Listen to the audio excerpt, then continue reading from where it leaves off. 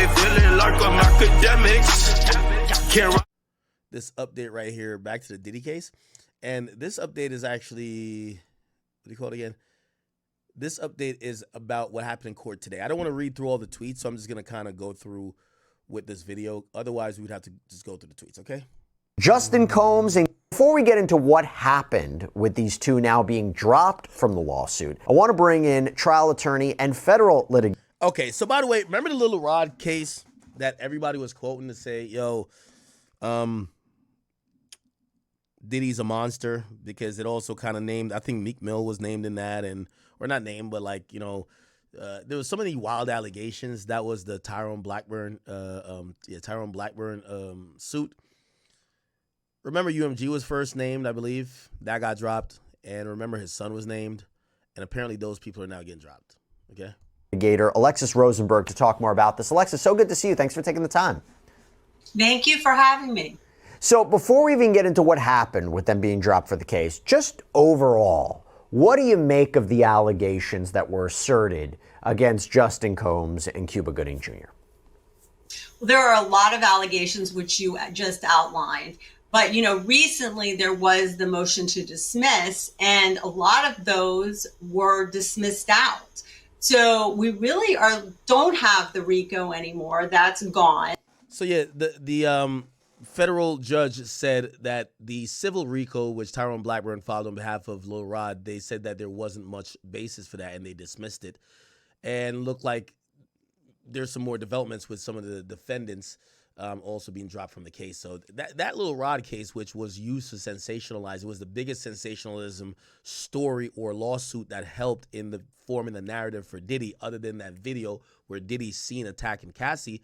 That lawsuit looks pretty stripped down now. It doesn't look exactly as attractive or sexy as it used to. And now you kind of realize, like, wait, so you're telling me all of these things that we heard, that we ran stories on, that we talked about and we gossiped about, and we said Diddy's a monster because of A, B, C, and E, and all these other motherfuckers are weird and freaky ass nigga gotta stay inside, and yo, creepy ass nigga, and what else? So-and-so got a weird case. Wait, you're not still rocking with that no more? We don't even have the breach of contract. That's gone as well. So we're really left with some limited. We have the trafficking act violation still standing, some premise liability, and the sexual assault. So that complaint has really been gutted. But what is also interesting, it appears that a lot of the other defendants, not just the two you mentioned, are no longer part of this case. Now, based on the fact that they filed some voluntary dismissals, we could kind of guess maybe they settled, but we don't know for sure. Hey, everybody, this is another long crime legal alert. Did you know that? So if you're not being paid for his contribution on the Love album, in other words, how was he affected by this alleged racketeering activity? The court said the court cannot identify any such causal link. Defendants' alleged sex, drug, and gun trafficking activities did not foreseeably or naturally preclude defendants from honoring their recording contract with Jones. As we just talked about, the judge also dismissed trafficking claims against the Combs global corporate entity, emotional distress claims against Combs, breach of contract claims. Alexis, does this signify a weakness in the case? Does this signify problems in how it was properly pled by the lawyer in this case? What do you take away from that? Because to have it gutted, as you said, is quite significant before you even get into why the claims against Cuba Gooding Jr. and Justin were dropped. We haven't even talked about that yet. Looking at it and looking at the order from the court, it does appear to be pleading issues. Also, what was very interesting in that order from the court on the motion to dismiss, the judge, really scolds the plaintiff's attorney. I have not actually seen in a federal order for a motion to dismiss a judge scolding the plaintiff's attorney openly in that manner. So I found that very interesting, where he says blatantly that and actually says that if you continue in this manner, there's going to be sanctions. That the way he pled that complaint, in the judge's opinion, was inappropriate. Actually, let me pull it up. So Judge Oken told Tyrone Blackburn, okay, so lawyer for Jones, that due to his, quote, unsettling conduct, he was concerned about that, issued a warning.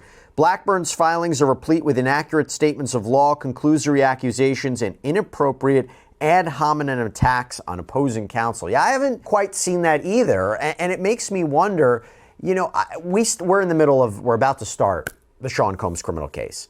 From pretrial filings, Let me grab some ice, by the way.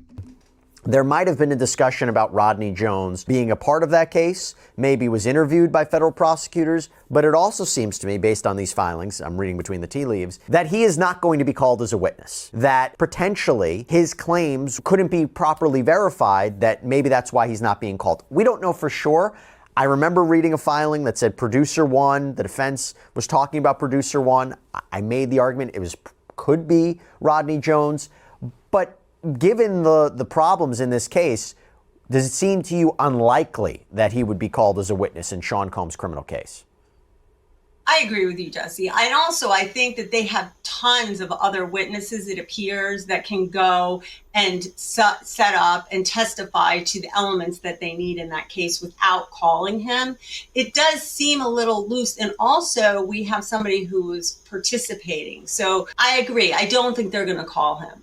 I'm about to get into Justin Combs and Cuba Gooding Jr., but real quick, did you feel that the claims, racketeering, was just too broad of a claim for this kind of civil lawsuit? Well, civil racketeering, I defend civil racketeering cases, so that's not unusual.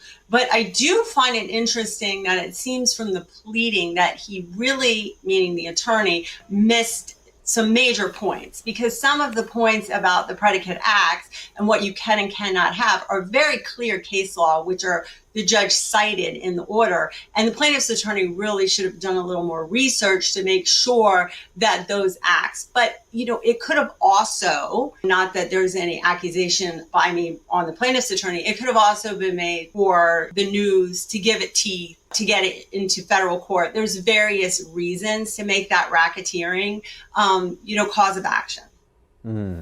So now I want to get into what happened here, okay, with Justin Combs and Cuba Gooding Jr. So again, the judge here, Judge J. Paul Oken, United States District Court Judge for the Southern District of New York, issued an order yesterday. And I'm going to go through it piece by piece. So in the order, the court explains that it granted Jones' previous request for an extension of time to serve Gooding and Justin Combs with the papers in this case, but Jones apparently missed the deadline to serve and then didn't ask for an additional extension. Now, apparently, Jones now is asking the court to serve them in alternative ways by publishing in 2 newspapers. So Alexis, talk to me about that.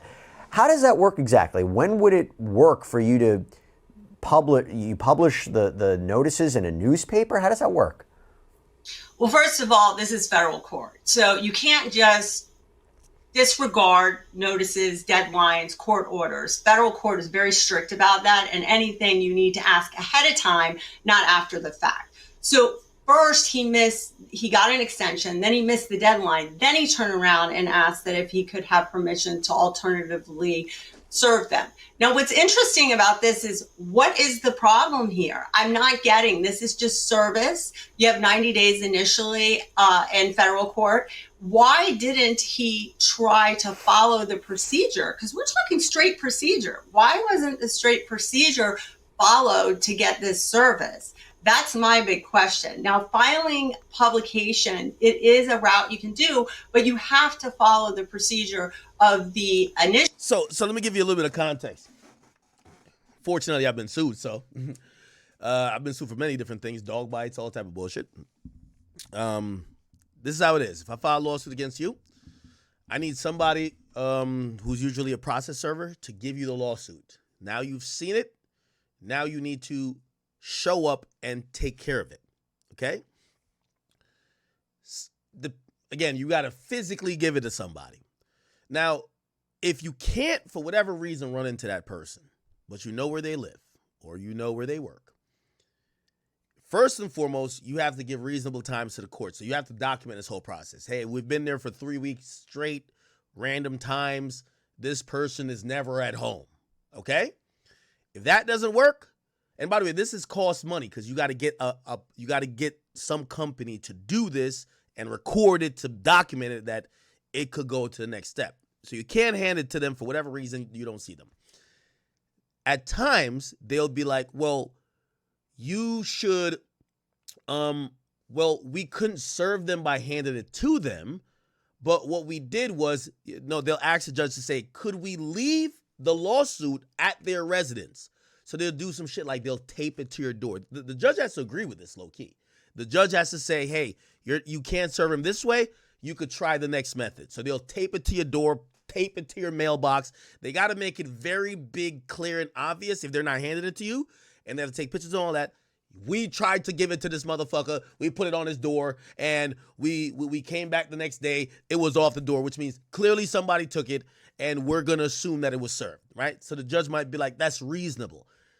Sometimes that's not also a reasonable thing. You might live in an apartment building. How would somebody gonna see it if they're downstairs? Like, you know what I mean? Maybe it's multiple people in the house. Maybe somebody else just grab it off the door.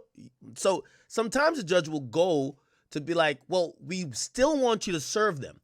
It gets to a level and method where a judge could approve the way of notifying someone that they're being sued by posting in a publication, which means a newspaper, could be reported on a TV, it could be a big blog, whatever the judge and the court approves.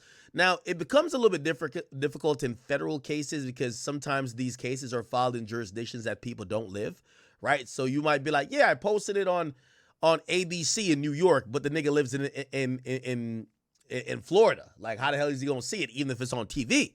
So, the judge doesn't want to go with that option because not everybody reads the news. Not everybody, pays attention to whatever. But there's many different ways, but you have to be communicative with the court in how you're trying to serve these people, right? So it looks like federal court way more strict than we would see in state court. So they have certain deadlines that you have to do the first step, that they could either approve or deny the second step or say, go try again.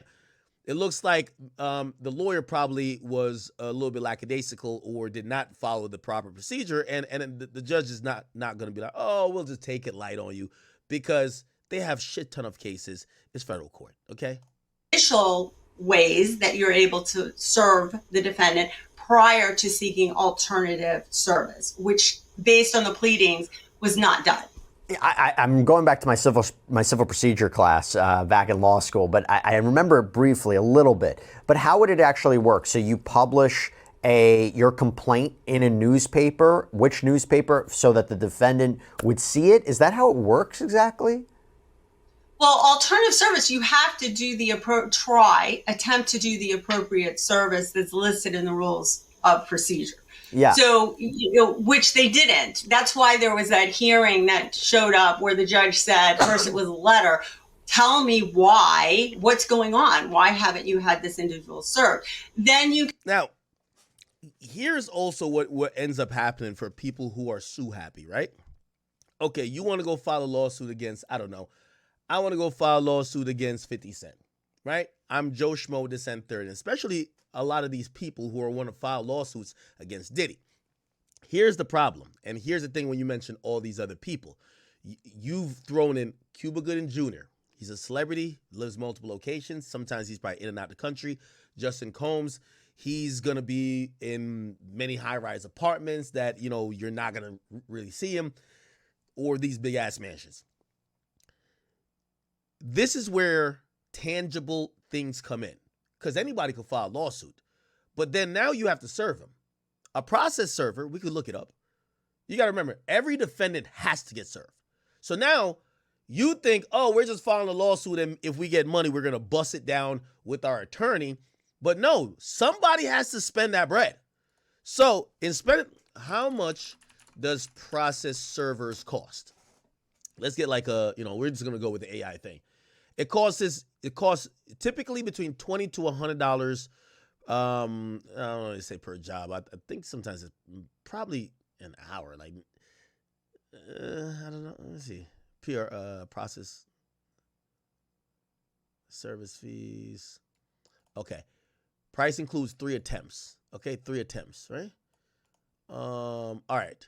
So standard service, $95. Okay, cool. Now, granted, you might be like, that's not that much amount of money. But again, the court has to be satisfied with the amount, right? And also it adds up. You're trying to serve several defendants. You got to serve businesses.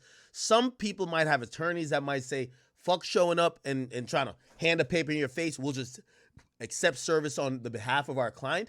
But for other people, you got to go do this. So now you've spent maybe a couple $1,000s, right? Remember, you don't know if you're getting any of this money back. Keep in mind, this isn't like a Tony Busby type firm. This is pretty much the defendant who don't got no money, most likely, and then the lawyer got to foot all the bill until the money comes in, hopefully from a settlement, and they're going to bust it down and get their 30% or 40%, whatever it is. So, and also the judge could say, keep going back. So money has to be spent to even serve these people, okay? You can seek to do alternative. One alternative is potentially publication, but that you have to show good cause for that. Sure. And you have to show why the other appropriate means of service were not done. Yeah. They didn't do that. I mean, the pleading says they didn't do it. They acknowledge they didn't do it. Let's talk about that. So the rules say you start with personal delivery or a combination of mailing and delivering to a suitable representative at a person's home or business. If you can't do that, that's not possible. Nail and mail service is allowed. That doesn't work. Service can be made how the court directs. So this is what the order from the court says. Quote, regarding Cuba Gooding Jr., Blackburn provides documentation of attempts to effect service at 3 addresses in California. Blackburn sent... Now, remember this. So this is how money mounts up. Let's say it's $100, like as we just seen on this, which I think this is probably cheap, right?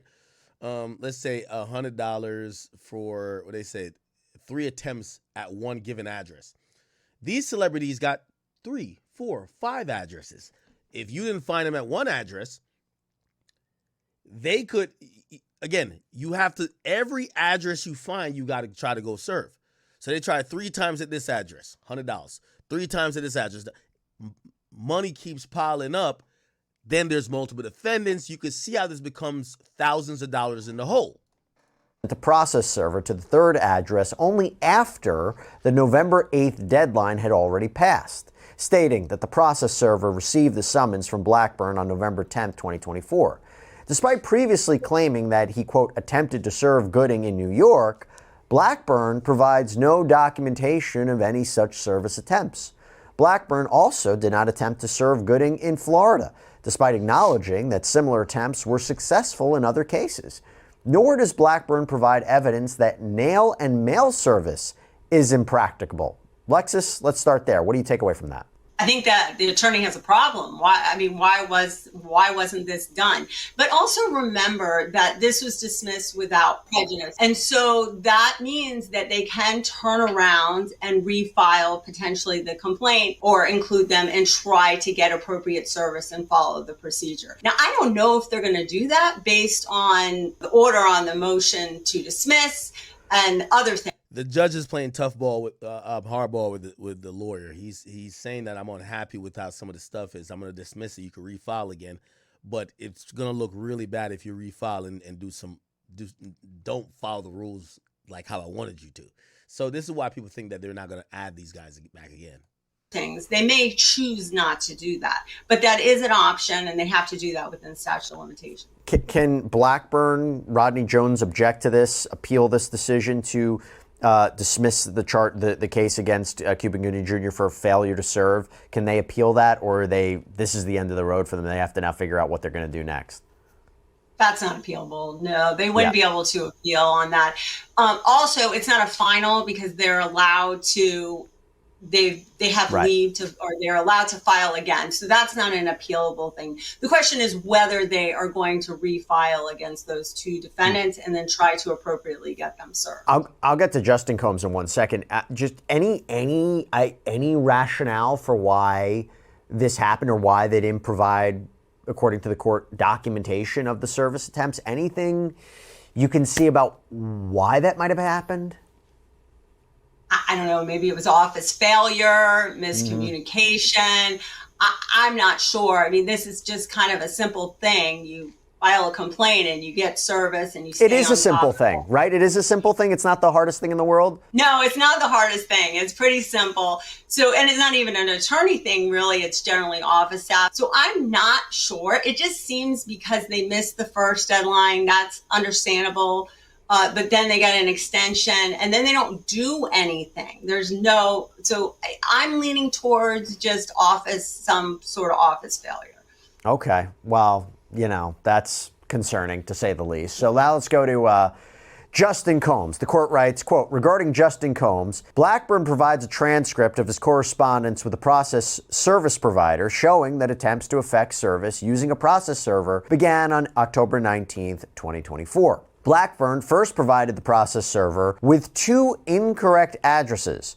Blackburn then provided a third address at 7:46 p.m. on November 6, 2024, 2 days before the deadline. The process server attempted to effect service the next day and confirmed that, quote, subject resides at the address, but, quote, was unable to access the address due to private gate fence. That afternoon, Blackburn correctly instructed the process server to leave the summons and complaint with a security guard at the property if unable to reach Justin Combs himself. However, despite Blackburn's instructions, the process server responded later that day that service to the security guard or front desk personnel will not be accepted by your court. Blackburn did not respond that day. The process server again attempted service the next day, but did not leave the papers with Justin Combs' security guard. The process server so informed Blackburn, but despite the November 8th deadline, Blackburn did not respond until November 9th at 3:46 p.m. At that time, Blackburn reiterated that service could be made by leaving the summons and complaint with a security guard and told the process server, let me worry about the court rule and you worry about serving the documents. Blackburn and the process server continued to argue, and at one point Blackburn changed the service location to the address next door without explanation, but the papers were never left with a security guard or otherwise delivered to Combs' address. Wow. Alexis, what do you make of that? I agree with you. Wow. Okay. First of all, the process server is correct. The security guard, I'm going to assume, does not reside at that house. So, you're not going to get service that way. The big thing that's glaring is he's doing this without notifying the court. He could have easily filed a motion and said, the addresses that we had before, we couldn't get service. We now have before the deadline. The key in federal court is before the deadline. We now have this new address that we're going to attempt. I think we get the gist here, okay? I think we get the gist here. A little update for day 3 of the trial. I don't want to, again, we're not going to read tweets. Here are key moments. Day 3 recap. The courtroom is heating up. After questioning nearly 600 people, the court has officially seated a jury pool of 45, bringing this high-profile sex trafficking case one step closer to opening arguments. The attorney would begin preemptive strikes Friday to finalize 12 jurors and 6 alternatives. So it's going to be 18 people. 18. Sometimes it's 4 alternatives. The judge has agreed 6. So 18. So today wasn't about the numbers. The drama played out in and out of public view. Key juror moving forwards. A woman who called Diddy's 2016 assault video on Cassie shocking, but said she could be impartial. A middle school teacher who said the video showed guilt, but she'd focus on the trial evidence. A former domestic violence prosecutor from Brooklyn. A man with sleep apnea who says he can stay alert when it matters. The HBO juror, that person who worked behind the fall of Diddy, they're out. The judge actually even scolded Mark Garagos, which, by the way, is Mark. It looked like Mark has been added to this case. In private, Judge Arun Subramanian slammed Garagos for calling the prosecution team a six-pack of white women on his podcast. Looked like Mark Garagos is really on the team. That's something no one should be saying as an officer of the court. Garagos isn't on the defense team. Oh, never mind. So Garagos isn't on the defense team, but he represents Diddy's mother and is the father of the defense lawyer, Tenny Garagos. So it looked like someone who's not even Diddy's lawyer got slammed for podcast comments. It shows how much, if you've been listening to Drew Finland talk about the Dirk case, there is so much emphasis on protective orders, and the judges, especially in the case of Diddy, because there was so much about stuff being leaked, they don't want people talking about this case. They want it to be decided in the courtroom. Diddy's courtroom presence, he showed up in a sharp gray suit, quiet, composed, and clearly managing his image. He's letting his legal team handle the battle while he plays stoic. What's next? Look like, this Thursday is going to be, obviously, we're at Thursday now. is going to be same or the same. Look like they're going to probably try to whittle down that 45 because they got 45 people, right? They got 45 now. They're going to try to whittle it down maybe to 20 something, and then they'll whittle that down to 18, and they'll pick the 12 that will be sitting and determine the fate of Diddy, and the 6 alternates will be sitting and waiting if they need to be called. So Friday, the final jury selection. Monday will be opening statements. This trial is about to go crazy. All right, bet. We're Diddy'd out, right? I see some people mentioning the Smokey Robinson stuff. We're going to kind of not stay far from it, really, but we won't really touch on that today.